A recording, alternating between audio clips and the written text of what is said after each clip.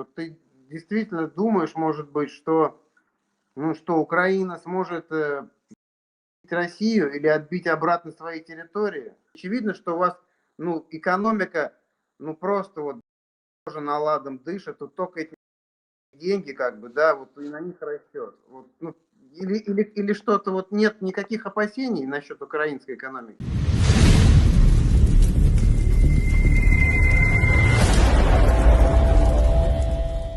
Я устал от него, если честно. Фу, устал, да? Да. Я тоже подустал от разговоров уже, честно говоря. Не, я от Именно, того собеседника устал. да вообще, ты раз, знаешь, переключаешься с разных людей, разный темперамент, какой-то там интеллигентный попадется, вежливый, потом сразу жесткий, думаешь, Да только что у срочно. меня такое, он 50 на 50 был. Пытался мне рассказывать о том, что страна, имеющая ядерное оружие, не проигрывает в войнах. Ну ладно, я понял, я просто из этих же, понимаешь, не хочется тебя дальше расстраивать. А ты меня хочешь расстроить этим? Ну или какие-то эмоции негативные вызвать не хочу. Подожди, ты можешь мне сказать, что все-таки не проигрывает в войнах страна с ядерным оружием? Ну я тебе скажу так, проигрывает вместе со всеми, то есть проиграть. Ой, хочешь я тебя расстрою, да? Давай я тебя тоже проведу по этому же цирку, который только что был. Ну, если у тебя остались силы, ну давай немножко. Ну давай, расскажи мне, кто победил в Первой Чеченской войне? Чеченцы? Чеченцы. А у России было ядерное оружие? Ну, конечно, Так значит, страна с ядерным оружием может проигрывать войны? конечно. Все, смотри, как быстро я тебя сделал. Все. Ну, вопросов нет. Угу. О чем общаешься? Но вторая чеченская была потом. Сразу можем Мы уточнить. говорим не о том, кто в итоге победил или не победил. Мы говорим, я могу тебе сейчас другой пример привести. Афганистан, Кто да. сейчас победил в войне между Ираном и Соединенными Штатами? По факту. Иранцы. Иран. А у США есть ядерное оружие? Да. Афганистан, да, туда же. И Советский Союз, и Соединенные Штаты Америки. Оба проиграли в этой войне. Талибы выиграли, а у них нет ядерного оружия. Вопросов нет, согласен на 100%. Поэтому, как бы, и быстренько, и все, и поломали. Да, я общаюсь на тему войны, политики и истории. Ну, я тоже. Слушай, ну ты с какого города? Киева. Угу. Ну, я Кацап из Москвы. Угу. Ну, один вопрос можно вот задам? Слушаю. Ну вот хорошо, все прекрасно, там все это перемога там. Но вот на полном серьезе, вот ты действительно думаешь, может быть, что, ну, что Украина сможет Россию или отбить обратно свои территории? Ну, вот дальше просто, если это будет продолжаться, нет ли у тебя опасения, что вы просто будете там по километру, по полтора, условно говоря. И в конечном итоге все равно, в конечном итоге. Нет такого понимания? Как ты думаешь, когда в 1941 году Адольф Гитлер шел на Советский Союз, он, когда начал эту войну, он думал о том, что он проиграет, или он думал, что он дойдет до конца с победой?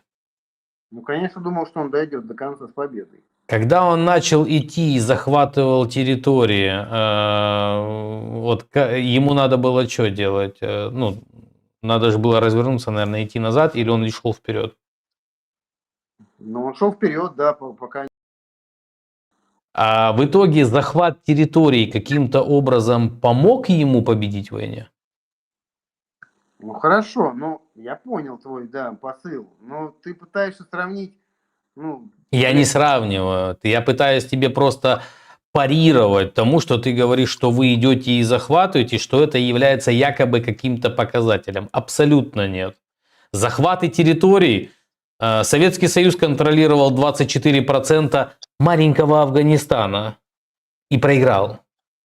Нацистская Германия контролировала территорию УССР и БССР и проиграла. Ну, еще берем Латвия, Литва, там и пошло-поехало, и проиграла. Поэтому захват территории не является показателем в войне абсолютно. То есть это линия фронта, которая меняется. Если смотреть с точки зрения контроля территории, то в 2022 году Российская Федерация, когда только вошла, контролировала 165 тысяч квадратных километров Украины. На сегодняшний день эта цифра 108 тысяч. То есть Украина деоккупировала огромную часть территории Украины. Поэтому это линия фронта, которая смещается. Ты помнишь, вот, чтобы ты понимал разницу, было 165, и Украина тогда деоккупировала до, если не ошибаюсь, 88 тысяч. Вот просто это произошло в считанные какие-то, да, там, недели.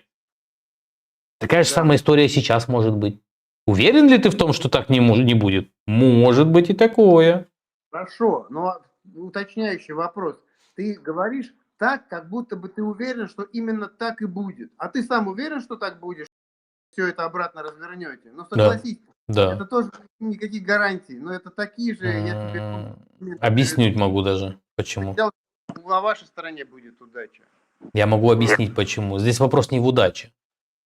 Ну, хорошо, здесь вопрос просто в сухой аналитике. Окей. Российская Федерация на сегодняшний день воюет армией, которая снабжается финансированием непомерным для бюджета России на сегодняшний день. Вы платите бешеные деньги за подписание контракта, вы платите бешеные заработные платы и вы платите бешеные смертные деньги, да, посмертные. И на сегодняшний день практически половина бюджета Российской Федерации – это расходы на войну. И вот эта вот половина бюджета, ты же понимаешь, что это не приносит прибыли. Это все статья расходов. Вы делаете дрон, он летит и уничтожается. Вы платите солдату деньги, который ничего не производит, он только уничтожает и убивает. То есть это то, что не возвращается обратно в бюджет. Вы уничтожаете просто то или иное. И у вас, если в этом году взять, то, во-первых, Украина далекобойными нашими санкциями вам НПЗ тут подпортила, что во многих регионах испортила поставку и топлива, и производство топлива, и внутреннерыночное у вас сейчас все больше ушло на рынок, чем на импорт. То есть вы сейчас увеличивали продажу сырой нефти. Почему? Потому что нефть нельзя эту дырку закрыть, чтобы она просто там законсервировать. Да? Нефть надо добывать всегда. Но из-за того, что у вас НПЗ сейчас горят, вы начали эту сырую нефть продавать на территорию Китая и Индии. Но вы продаете именно сырой продукт. Вы на этом зарабатываете самую маленькую маржу. Вы продаете когда бензин, именно топливо, когда вы продаете все продукты с нефти, вы зарабатываете самое большое, то есть технологический продукт. Тот, который прошел у вас процесс технологии, вы с него зарабатываете. Вот. И сейчас вы, получается, мы уничтожили ваши НПЗ, вы все собрали на рынок свой внутренний и практически не даете ничего на экспорт. Вы не зарабатываете уже сейчас деньги в объеме. То есть у вас краткосрочно по сырой нефти поднялась прибыль, но это краткосрочно. Сейчас вам надо как-то обратно восстанавливать ваши НПЗ. Но НПЗ у вас, если ты, может быть, в курсе, там как-то стыкался с этим, они работают все на импорте. То есть на всех импортных деталях. Это Siemens, Bosch и так далее. И вы их, когда вам надо было делать техническое обслуживание каких-то узлов, вы их через параллельный импорт, там, правдами и неправдами, но завозили. Но это когда вы завозите одну-две детали. А не когда вы завозите целые узлы. Когда на территорию, например, того же самого Казахстана, Казахстан сейчас через параллельный импорт начнет заказывать, то у этих компаний типа Siemens и Bosch возникнут вопросы. А куда это? Куда вам столько много? Ну, а все прекрасно знают о том, что НПЗ на России горят. И у вас будут с этим большие проблемы. Вы это теперь будете восстанавливать годами. И ваша экономика уже в этом году, которая должна была запланированный дефицит бюджета иметь в 1,5 триллиона рублей, уже имеет 4,9, а это начало года. Уже 4,9 дефицит. И это будет только увеличиваться. С каждым годом, с каждым разом, точнее с каждым месяцем это будет увеличиваться. И у вас от этого идут проблемы в том, что в какой-то момент времени вам просто нечем будет платить гробовые, вам нечем будет платить контрактникам. И тогда у вас внутри страны встанут ваши жены и матеря, которым гробовые не пришли. А они являются у вас сейчас движущей силой. Почему? Потому что основная масса людей, которая пошла на СВО, это те, которые находятся в депрессивных регионах. И их все устраивает, пока гробовые приходят. Потому что женщина, которая-то никогда в жизни миллион в руках не держала, ей приносят 15 миллионов на этого Ваньку, что он там скончался, мне 15 лямов дали. Она счастлива, она радостная. А если ей 15 миллионов не дадут, она будет бунтовать. И их будет много, и они будут бунтовать все. И вот они станут движущей силой, которая будет останавливать всю эту войну. Окей. Очень интересно было послушать. Вопросов нет. Ну, есть как, но вообще четко сказал. Принимается. Принимается для нашего внутреннего этого общения. Я вот с товарищами, допустим, и мне будет интересно услышать на наших каналах, кто-нибудь эту тему поднимает вообще, потому что это проблема для нас может возникнуть. Принимается, спасибо. Ты даже, может быть, пользу приносишь, понимаешь, нам своими вот этими рассказами. Подумай об этом. Еще вопросы есть? Слушай, вопрос, да. Еще один вот уточняющий, и все, я отстану, если можно, один, хорошо? Давай.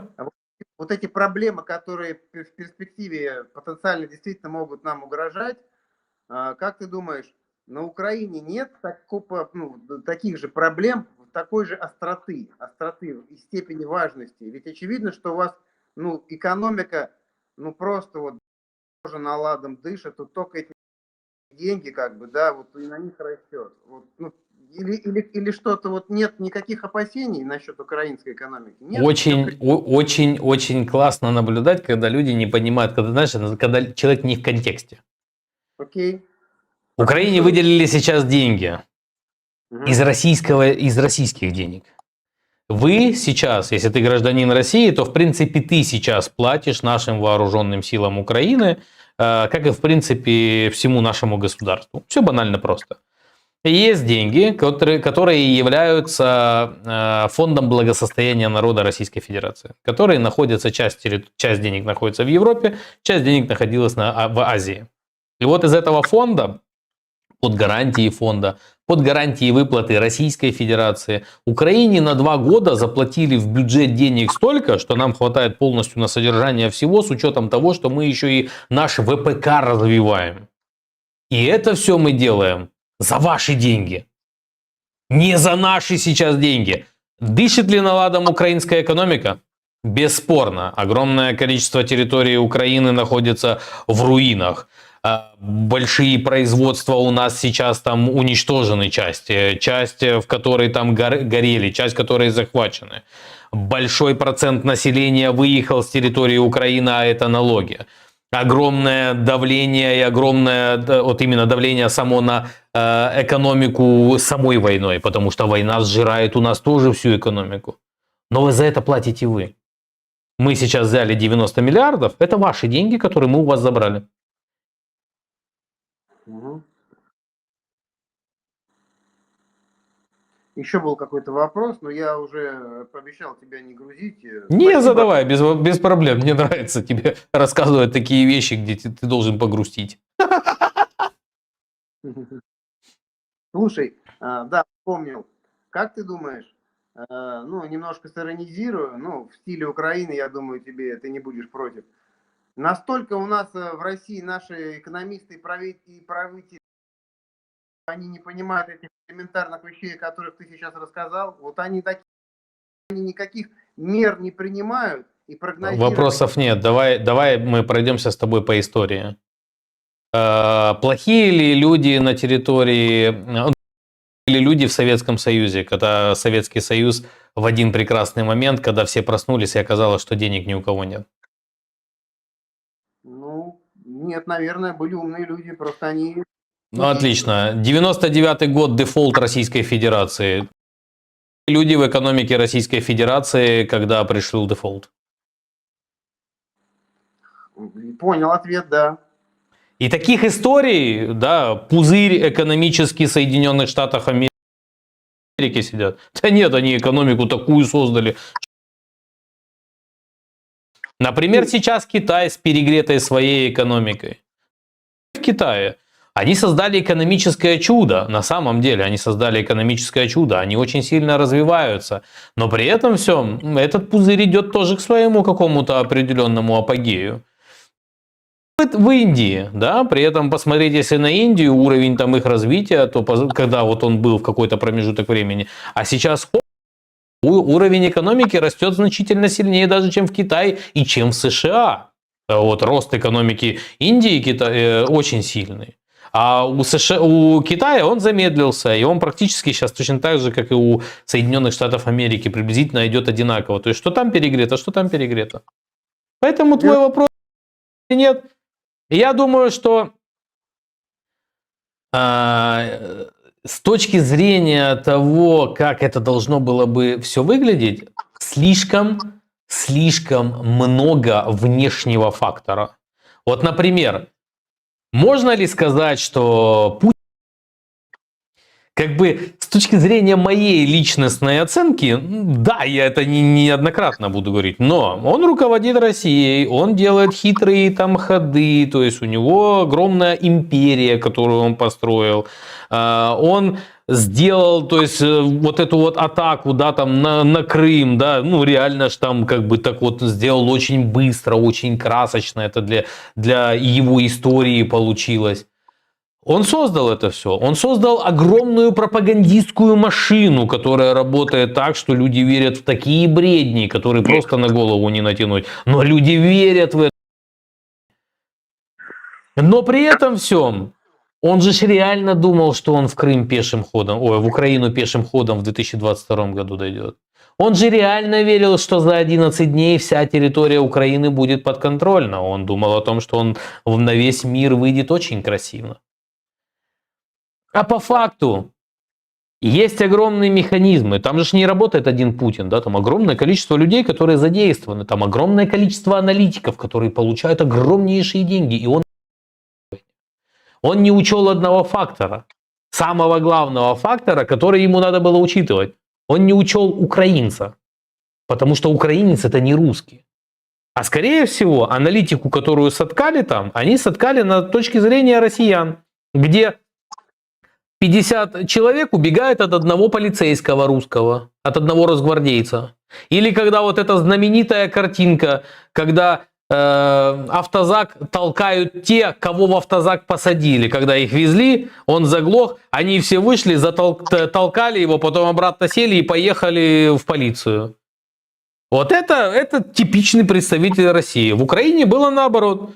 Посадили одного пацана в автозак, автозак перевернул, тащили его оттуда и пошли домой спать все вместе. Все нормально стало. Вот она разница. Ладно, про разницу между русскими и украинцами говорить не буду, но спасибо тебе, очень было интересно послушать. Хотя концептуально мы, конечно, сходимся явно не во всех точках, но много... Давай, а в чем мы не сходимся, удиви меня. Слушай, ну, мы достаточно, мне кажется, это емко поговорили. Я просто уже немножко подустала. В целом не от тебя. У тебя как раз было интересно слушать больше всего от других товарищей. Ну, рад увидеться еще, честно говоря. А так, Ладно, окей. Все вместе. Спасибо. Ми створюємо тут спільноту людей, які прагнуть розуміти більше. Приєднуйтесь. Ваша підписка – це найкраща підтримка нашої роботи.